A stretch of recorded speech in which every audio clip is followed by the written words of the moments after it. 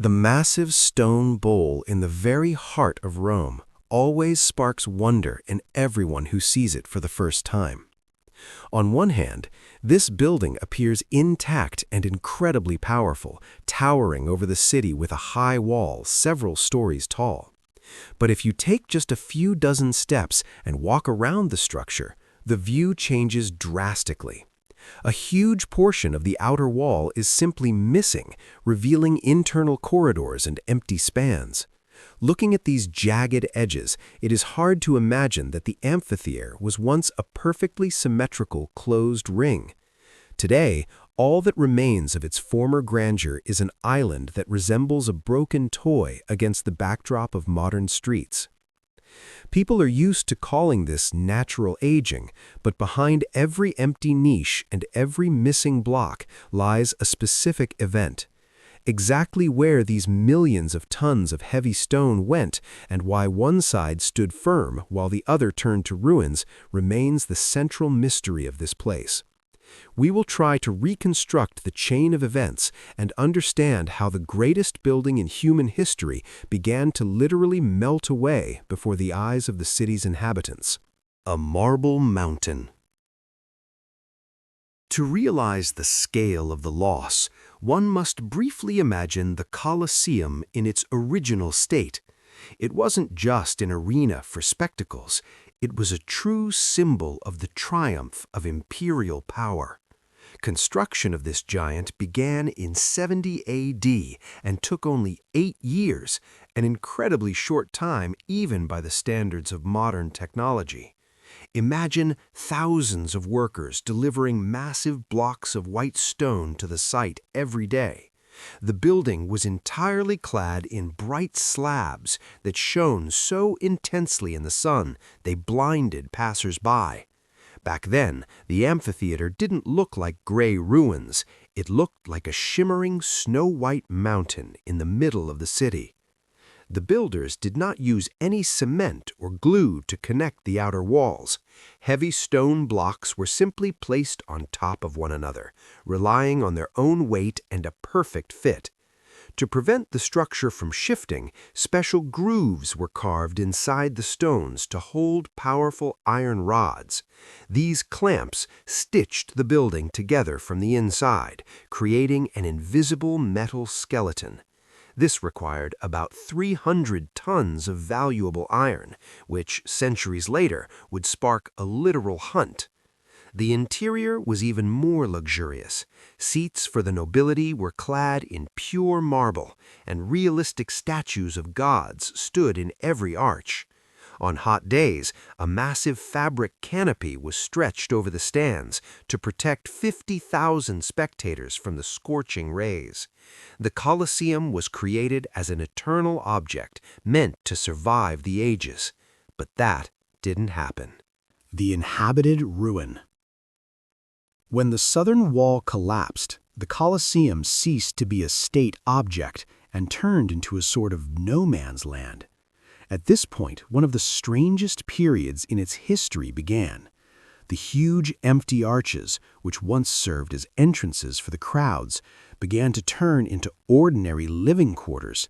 Imagine walking through Rome at that time and seeing laundry hanging inside the greatest monument of antiquity, smoke rising from homemade chimneys, and animals roaming the arena itself. This wasn't a one-time occupation by the homeless. A full-fledged urban neighborhood emerged inside the amphitheater with its own streets and rules. People built wooden partitions inside the stone vaults, dividing the high spans into 2 or 3 floors. They created makeshift apartments where a blacksmith's shop or a cobbler's workshop might be on the first level, while the craftsman's family lived above. Archives from that time contain records showing that these spaces were officially rented out and even sold. Influential families owned entire sectors of the Colosseum, much like people own shopping centers today. Inside the arches, there were not only homes, but also warehouses, stables, and even small churches. The arena, where gladiators once fought, was filled with soil and turned into a massive communal vegetable garden. Residents grew fruits and vegetables there, using the ancient walls as protection from the wind. In those years, the Colosseum resembled a giant anthill where life bustled in every surviving corner. Instead of emperors and senators, children ran up its stairs. Instead of the roar of wild beasts, one heard the rhythmic thumping of hammers and the lowing of cattle. This neighborliness did the building no favors. To make their apartments cozier, people knocked new doorways and windows through the ancient walls, compromising the structural integrity. They used marble slabs from the stands as countertops or as construction debris to patch holes in the floor. The amphitheater gradually lost its form, becoming overgrown with additions made of brick and mud. It was during this period that the building underwent its most chaotic destruction. While official authorities hauled away stones by the wagon load, ordinary residents slowly chipped it away from the inside, adapting grand architecture to their humble daily lives. To a person of the Middle Ages, the Colosseum was not a monument, but simply a very convenient cliff with ready-made caves that were dry and safe to live in. This domestic colonization lasted for centuries, and it is the reason the interior corridors look so jagged and uneven today. Later, when people were evicted to save the amphitheater, archaeologists found remnants of chimneys and traces of medieval kitchens literally embedded into the ancient concrete. The Great Official Dismantling. In the 11th century, one influential Roman family even turned the amphitheater into their private fortress, bricking up many of the spans. This saved part of the structure, but not for long. As soon as power in the city shifted, the new masters decided the Colosseum was a luxury better used as a source of building stone. Thus began the era historians call the official dismantling.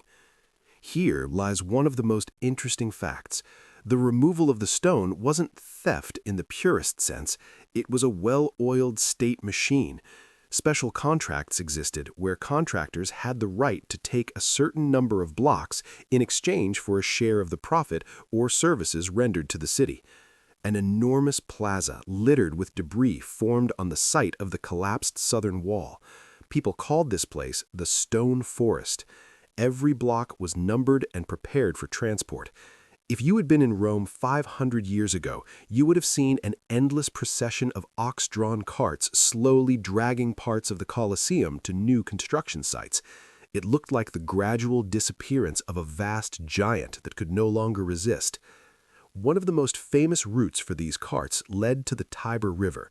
There, ancient blocks were used to build port facilities and reinforce the banks to protect the city from seasonal flooding.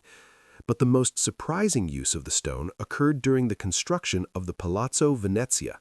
This majestic building in the very center of the city consists almost entirely of recycled Colosseum material. Its foundation, massive outer walls, and even internal floors were created from the same white stone that once served as the amphitheater's facade. When you look at its powerful walls, you are effectively looking at the missing southern wall, just in a different form. The stones didn't vanish without a trace, they simply changed their address. The same happened with the Palazzo Barberini. There was even a saying, "What the barbarians didn't do, the Barberini did." This aristocratic family, with the Pope's permission, hauled away enough material to build an entire neighborhood. But few know that parts of the Colosseum traveled much further than these famous palaces. For example, massive blocks of travertine were used in the construction of St. Peter's Basilica, the most important church in the Catholic world. To deliver the heavy stones there, special temporary bridges had to be built and roads reinforced, as they couldn't withstand the weight of the ancient boulders. Even the famous Pons Cestius Bridge, which thousands of people cross daily, contains fragments of the Colosseum stance, securely hidden under a layer of later cladding. The recycling process wasn't always careful. While large blocks were reused, small fragments and decorative details met a different fate.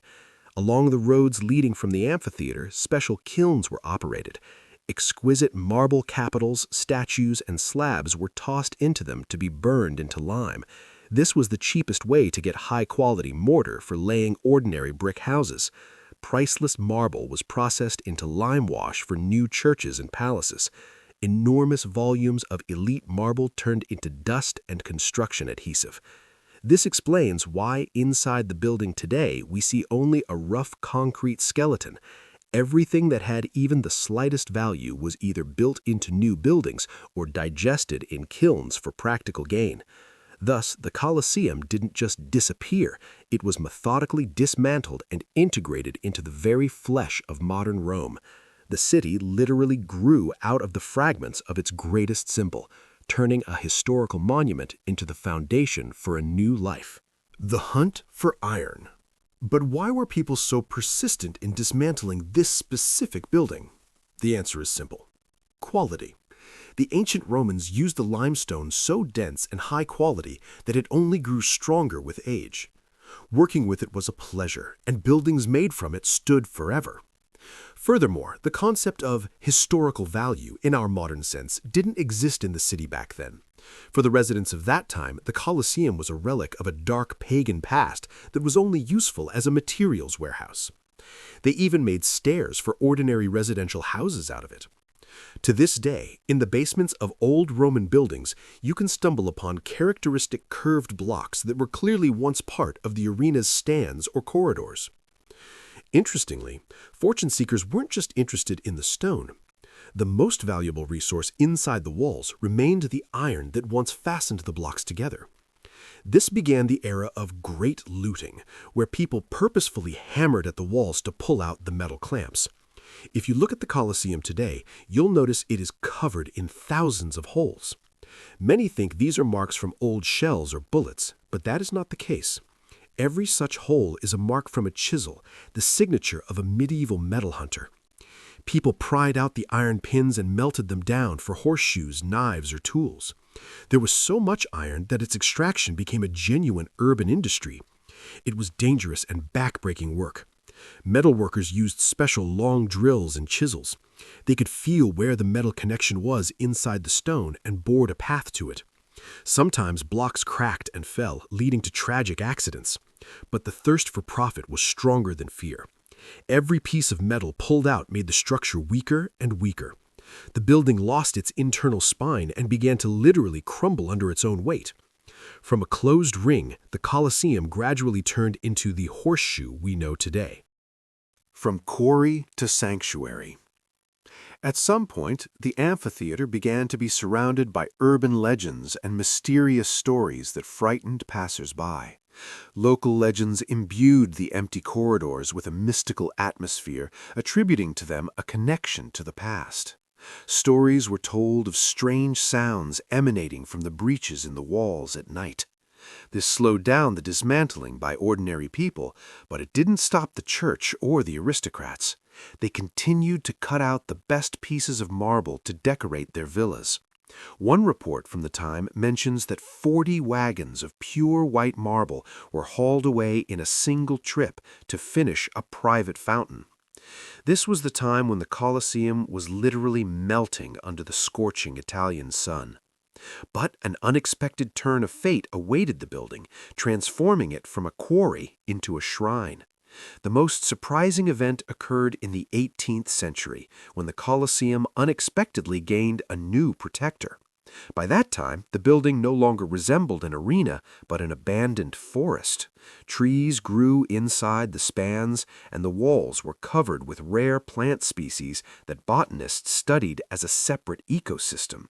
The building was literally dying, and local residents had begun using it as a dump. And then Pope Benedict XIV intervened. He made a brilliant move that today would be called a great PR stunt.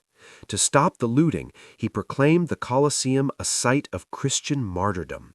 Modern historians note that there is insufficient direct evidence of mass executions, specifically in the Colosseum. However, the status of a sanctuary helped preserve the walls. In an instant, the Colosseum went from a free quarry to an open-air church. Crosses were installed on the walls, and the theft of stone was equated to the desecration of a holy site. This was the first instance in history where an ancient building was protected not for its beauty, but out of fear of divine wrath. It is thanks to this religious shield that we can see at least half of the facade today. If not for this prohibition, the Colosseum's last stones would have long ago become someone's foundation or fence. The geological fatal error. For a long time, people couldn't understand why the Colosseum collapsed so strangely and selectively. If you look at it from a bird's-eye view, you see an almost perfect tear line. On one side is a monolithic wall, on the other, picturesque ruins. Rumors persisted that this was the work of higher powers, punishing the city for the cruel spectacles of the past. But scientists, armed with modern instruments, found a much more grounded and logical explanation. It turns out it all comes down to what this giant structure actually stands on. When ancient engineers chose the site, they made a fatal error that was impossible to notice with the naked eye. The main problem was that the building's foundation was essentially trapped.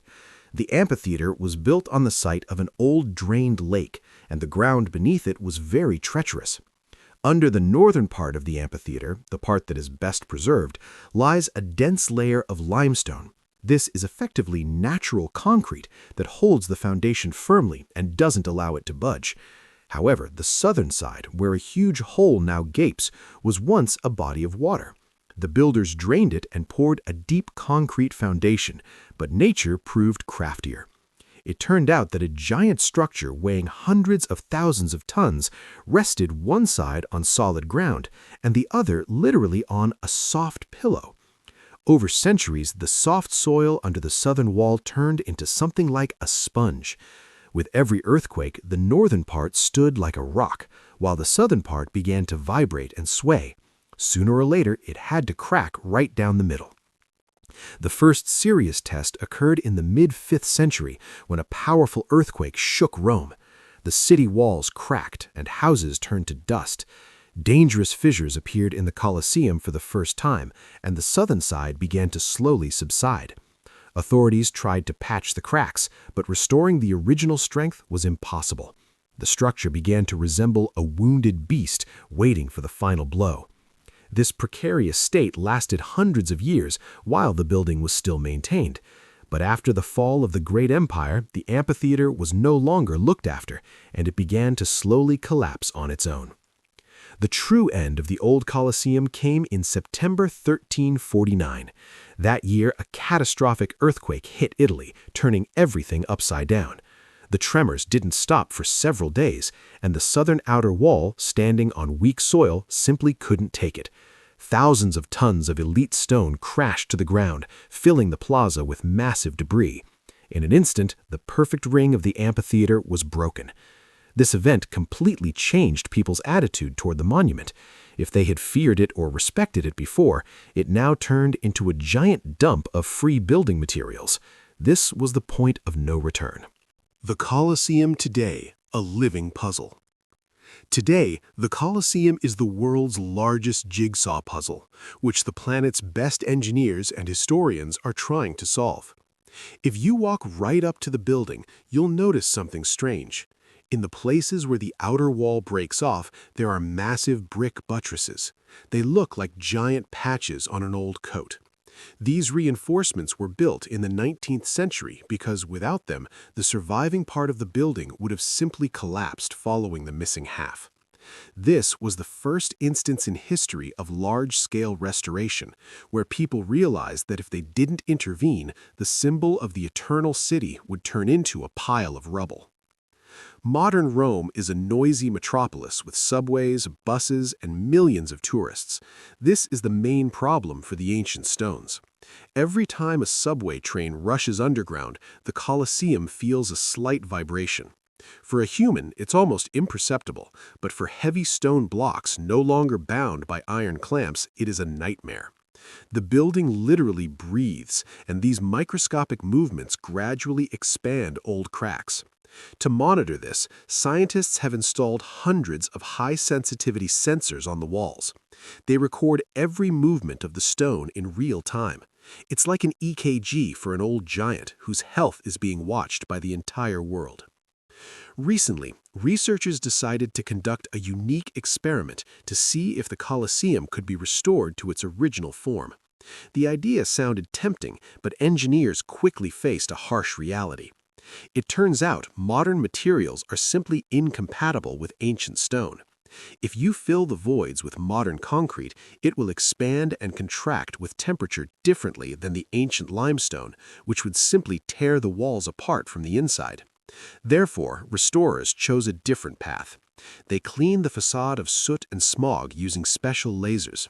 These beams gently removed the layer of dirt without damaging the stone itself. Under the black crust of dust, the same light color that the Romans saw 2,000 years ago is revealed. Interestingly, the missing half of the Colosseum still speaks occasionally. During renovations of old houses in the center of Rome, workers often find massive blocks with characteristic holes for those iron clamps. Instead of throwing them away, city authorities try to return such finds. Of course, it is impossible to put them back in their original place in the wall, but they are laid out around the arena as a reminder of former greatness. It creates a strange sensation. You walk through the city and realize it is literally saturated with particles of the amphitheater. You might drink coffee in a cafe whose foundation was laid with stones that witnessed gladiatorial combat. Is there a mystical connection between the preservation of the Colosseum and the fate of Rome itself? An ancient prophecy says, "While the Colosseum stands, Rome shall stand. When the Colosseum falls, Rome shall fall. When Rome falls, the world shall fall." This sounds frightening, but there is a grain of truth in it. For us, this building has become a measure of our ability to preserve history. We cannot bring back the half stolen by time and people, but we have learned to value what remains. Today, the Colosseum is not just ruins, it is the most valuable piece of real estate in Italy, bringing billions into the treasury. It turns out, even in a semi-ruined state, it is far more useful and valuable than any modern building. The mystery of the disappearance of half the Colosseum is solved. It was consumed by need, greed, and harsh geology. But it is this very imperfection, these jagged edges and empty spans, that make it so recognizable. If it had been preserved entirely, it might look like just another concrete stadium, but in its current form, it tells a story of survival. We see not just architecture, but the footprints left by time and people, and that makes it truly alive.